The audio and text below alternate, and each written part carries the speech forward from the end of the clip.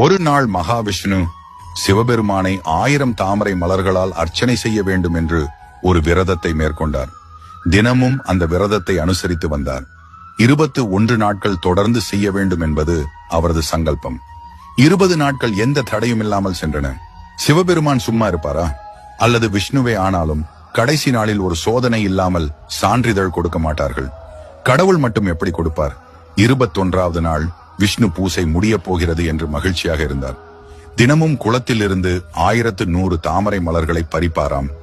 அதில் சிறந்த 1000 மலர்களை மட்டும் எடுத்துக்கொள்வாராம்.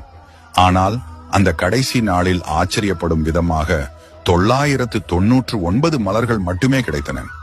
எவ்வளவு தேடியும் 1000வது மலர் கிடைக்கவில்லை. என்ன இது? ஒரு தாமரை குறைந்து விட்டதே, இந்த தாமரையை நான் எங்கிருந்து கொண்டு வருவது என்று விஷ்ணு யோசித்தார். அப்போது அவருக்கு ஒரு யோசனை வந்தது. எல்லோரும் என்னை கமலாக்ஷன் என்று அழைக்கிறார்கள் அல்லவா? எனது கண்கள் தாமரை மலர்கள் தானே. ஒரு தாமரை குறைந்தால் என்ன, 2 கண்கள் எனக்கு இருக்கின்றனவே என்று நினைத்து தனது ஒரு கண்ணை அம்பால் எடுத்து சிவபெருமானின் பாதங்களின் முன் வைத்தார். அதுதான் விஷ்ணுவின் பக்தி. பக்த கண்ணப்பனின் பக்தியை போன்றது விஷ்ணுவின் பக்தி.